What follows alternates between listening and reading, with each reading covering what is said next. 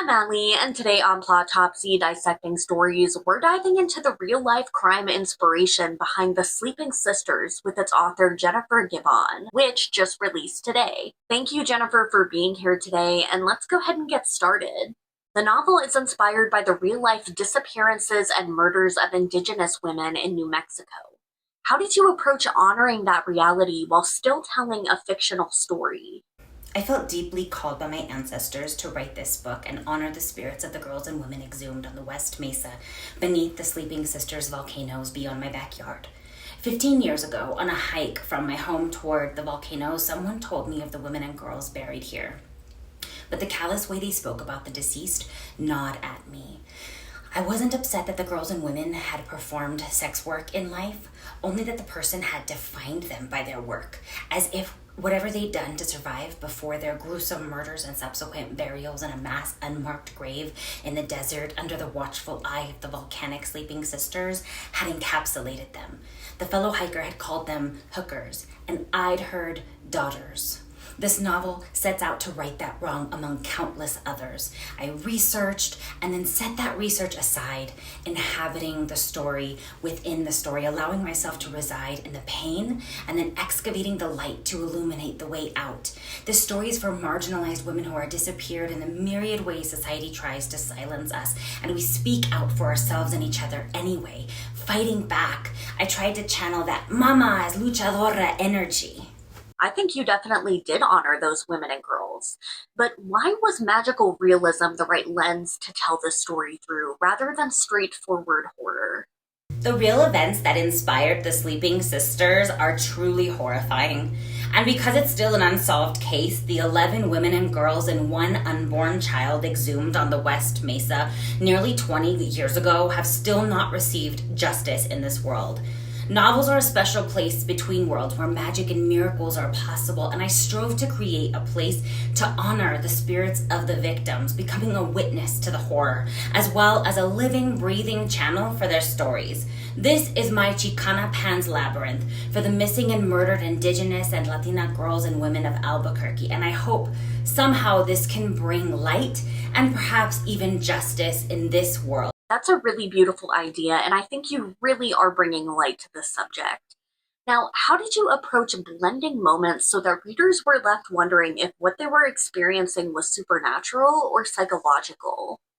This really is my sweet spot. It's my jam. So all my novels rush headlong into magical realism, as it's the way I organically write as a Latina and Indigenous woman, but also because it allows that blurring of the interior landscape with the strange surreality of our lives, all those uncanny moments and matter-of-fact stories we grew up with that are just are. Not asking readers to choose whether it's real or not, and that's how I dig through the murky underbelly of generational, social, and personal trauma and survival, and genuine healing of our bloodlines and the future and the past. So honestly, I just write authentically myself and my experiences and my family. It comes out naturally in the borderlands between supernatural and psychological, between magical realism and just realism with a little bit of family drama thrown into the mix for fun, because why not? I loved that I felt unsure of myself. I think you really nailed that, especially with the multiple perspectives. Were those part of the story from the beginning, or did they evolve as you were writing? I started out deeply inhabiting Fortuna's POV. She's the mama of the story, and she has this complicated personal connection to the West Mesa murders. But she told her children stories of their mythic connection and left out the true crime details. So that major aspect of her characterization became a structural element of braiding the more factual elements of the story with magical realism. But the third and vital component of the novel, Detective Jeanette Palacios' POV, came straight from the story gods as she appeared whole and fully formed on the page one day when I was home alone, which is rare. And as soon as my family returned, I ran barefoot onto the scalding summer driveway and shouted, "You'll never guess who appeared!" They thought an actual person had shown up in our house, and it felt that way. Jeanette forced me to brush up on my police procedural chops, but I'm so glad she did. The reader does start out very much in Fortuna's mind, and I think that she often comes across as an unreliable narrator. Was it difficult trying to decide how much readers should believe? In my heart, strange and magical happenings are real. So on one hand, I want readers to believe in the possibility of every haunting and surreality. On the other hand, unreliable narrators who, because of their experiences with trauma and the skills they've adapted to survive, fabricate or invent their realities and or outright lie to themselves, to readers, to those they love, whose choices are suspect and often completely unhinged. Ugh, I love unreliable narrators and the shaky terrain of our inner worlds where all the magic happens. Why shouldn't we believe it's real? That ambiguity is perfect for the story, and it had me thinking about it for a long time after I finished it. Now, Fortuna is very protective of her kids to the point where it almost borders on obsession. How did you approach writing a character whose greatest flaw was also their greatest strength? In many ways, Fortuna is me, worrying about every nightmare scenario, reading the news, and imagining harrowing outcomes for my children. During a particularly horrifying bout of postpartum depression that neared postpartum psychosis, these kinds of anxieties and fears nearly crushed me.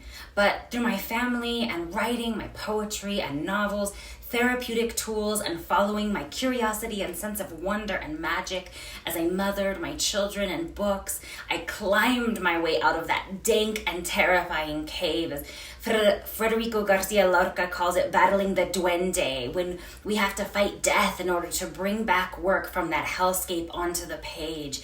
It's what I do as a mother writer.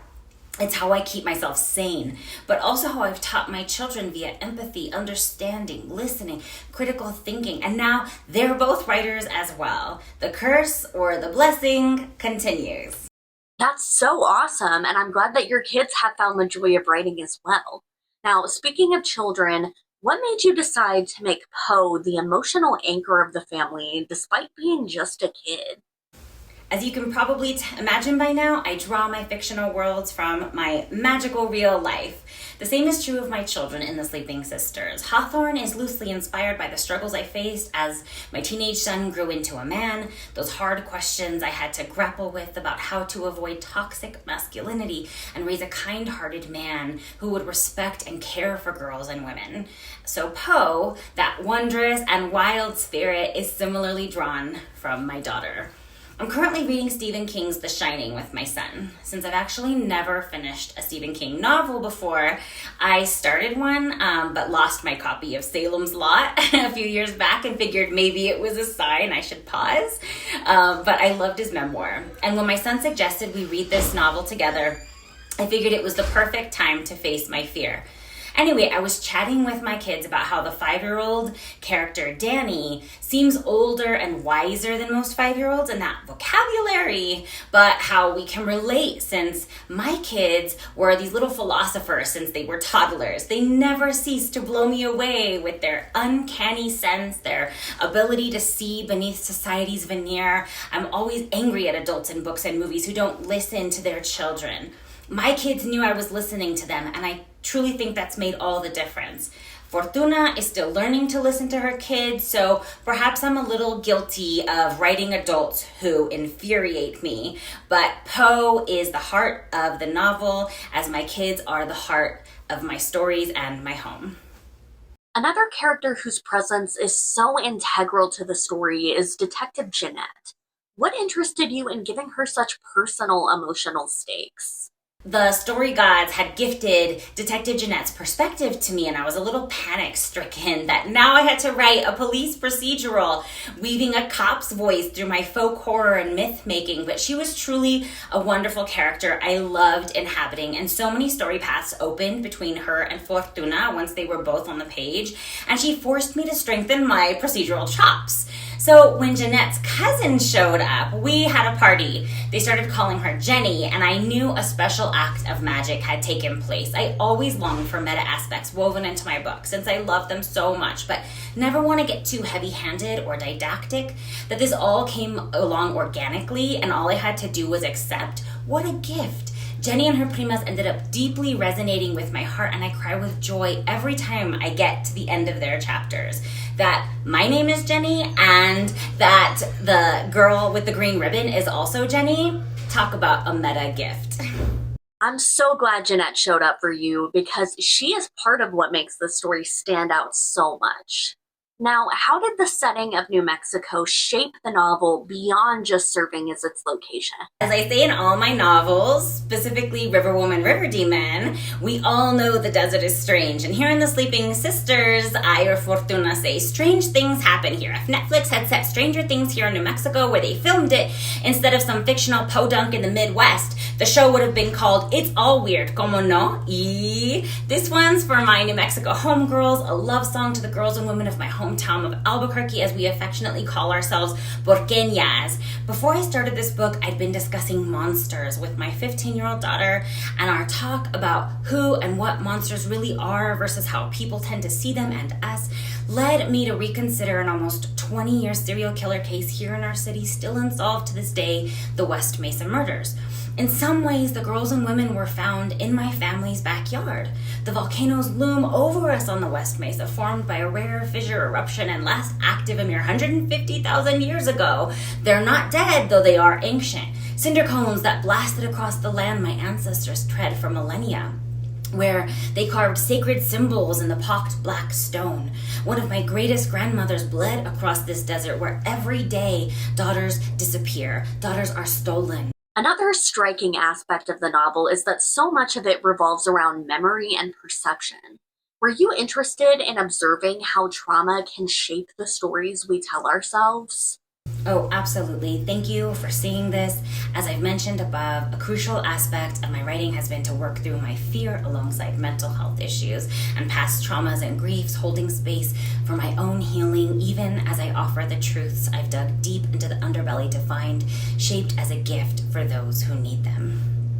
Thank you so much, Jennifer, for being here with us today and for giving such poetic and thought-provoking answers. And I just want to say that I think what you've done here is incredible by bringing light to the West Mesa murders, which I didn't know anything about, and really honoring these girls and women with your story. To you guys, go check out The Sleeping Sisters, which just released today. I will have it linked in the comments below, and join us next time for another Plotopsy.